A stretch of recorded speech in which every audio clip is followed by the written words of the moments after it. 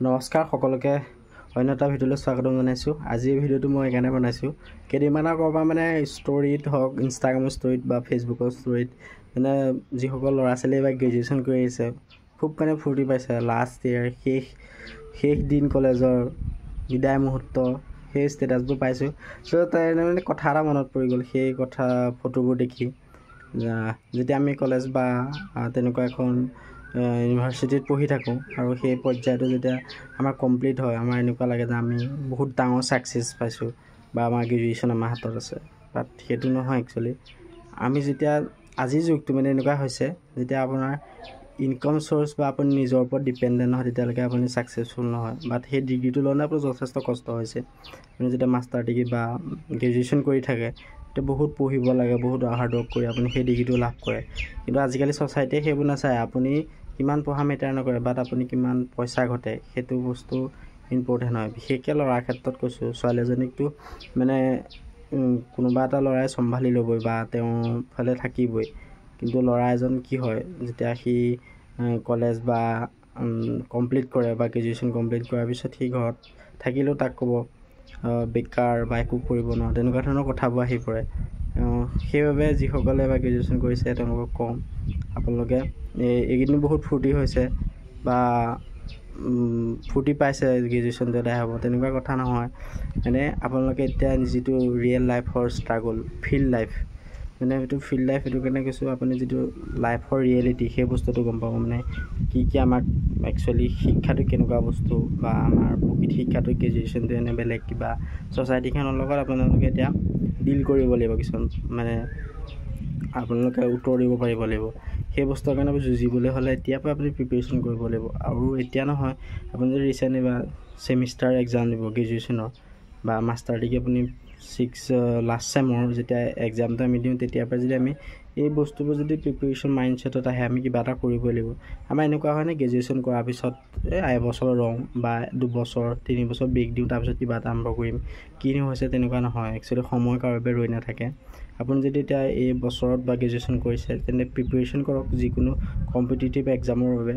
আপুনি আসাম গভৰ্ণমেণ্টৰ, ষ্টেট গভৰ্ণমেণ্টৰ জবৰ বাবে নহয়, আমাৰ অসম তথা ভাৰতৰ লেভেলত যিবোৰ এক্সাম হয় সেইবোৰ দিয়ক। APSCৰ বাবে প্ৰিপেৰেশ্যন কৰিব পাৰে, UPSCৰ বাবে প্ৰিপেৰেশ্যন কৰিব পাৰে, CGL, SSC, GD সেই বস্তুবোৰ মানে যাওক। অকল আমাৰ আসাম পুলিচ বা তেনেকুৱা ধৰণৰ যিবোৰ আমাৰ আসাম গভৰ্ণমেণ্টৰ জবৰ বাবে ৰৈ নাথাকিব।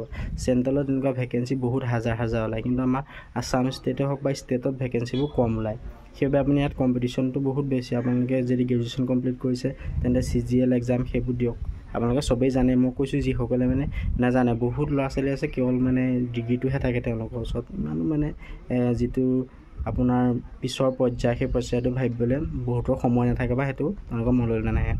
কিন্তু আপোনালোকে যিসকল মানে এটা মধ্যবিত্ত চাম, মানে মধ্যবিত্ত শ্ৰেণী যিসকল যুৱক যুৱতী বা যিসকলে এইবাৰ গ্ৰেজুৱেশ্যন দিছে, তেওঁলোকৰ মাথাত এটাই মানে ব্ৰেইনত আহি থাকে, ডিগ্ৰীটো কৰি কি কৰিম, ডিগ্ৰীটো হোৱাৰ পিছত মই কেনেকৈ সমাজত বা নিজকে প্ৰতিষ্ঠিত কৰিম, তেনেকুৱা চিন্তাবোৰ আহে। সেইবাবে যিসকল মানে লাইফটোৰ প্ৰতি অলপ চিৰিয়াছ, এতিয়াই চিৰিয়াছ হওক। আপুনি যদি গ্ৰেজুৱেশ্যনৰ এবাৰ 6 ছেমিষ্টাৰ মানে এক্সাম হ'বলৈ গৈ আছে আৰু সেই এক্সামৰ শেষ হোৱাৰ পিছতে আপোনালোকে মানে ভালকৈ কোনোবা এটা কম্পিটিটিভ এক্সামৰ বাবে নিজকে প্ৰস্তুতি কৰিবলৈ আৰম্ভ কৰি দিয়ক। আৰু চাব আৰু 2 বছৰ 3 বছৰ কষ্ট হ'ব, তাৰপিছত আপুনি ছাকচেছ পাব। চ' মানে এই ভিডিঅ'টো কাৰণে বনাইছোঁ, বহুত ফূৰ্তি নকৰিব। মানে এতিয়া আপোনাৰ লগত এনেকুৱা হয় ন, আমাৰ কি হয় কথাবোৰ, যেতিয়া আমি গ্ৰেজুৱেশ্যনৰ লাষ্ট দিনকেইটা মানে এনেকুৱা হ'ব, আজিৰ পৰা আমি মুক্তি, আমাৰ কোনো পঢ়া প্ৰেছাৰ নাই, বাট ৰিয়েল প্ৰেছাৰটো তাৰপিছতহে পৰে। মানে এইটো মোৰ নিজৰ লাইফৰ পৰা কৈছোঁ আৰু চবেই জানে। আৰু সেইবাবে কৈছোঁ, আপোনালোকে সেই দিনকেইটাত যি বন্ধু বান্ধৱী পাইছে আৰু কিমান দিন থাকিব, আপুনি খুব বেছি এমাহ 2 মাহ কণ্টেক্ট থাকিব, তই মোৰ লগত কণ্টেক্ট কৰিবি, তই মোৰ লগতে থাকিবি, আমি আগৰ দৰে আছোঁ, তেনেকুৱা কনচেপ্টবোৰ একেবাৰে জিৰ', মানে নিগেটিভ, নাথিং, মানে একো নাই সেইবোৰ। আৰু আপোনাৰ 6 মাহৰ পিছত চবেই পাহৰি যাব, নিজৰ লাইফত ব্যস্ত, কোনোবাই কিবা কৰি আছে, আপুনি ক'ত আছে।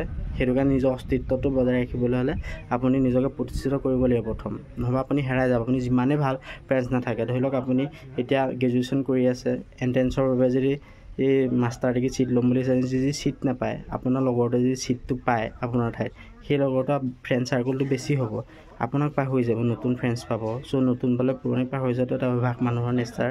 চ' চ' চেঞ্জিং ইজ নেচাৰেল। সেইবাবে কৈছোঁ যিসকলে মানে গ্ৰেজুৱেশ্যন কৰি বা মাষ্টাৰ ডিগ্ৰী কৰি কমপ্লিট হ'ব আৰু ৰিচেণ্ট, তেওঁলোকে নিজৰ লাইফৰ প্ৰতি বহুত চিৰিয়াছ হওক।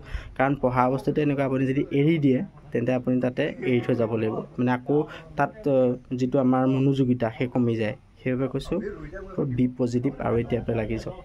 থেংক ইউ ফৰ ৱাচিং দিছ ভিডিঅ'।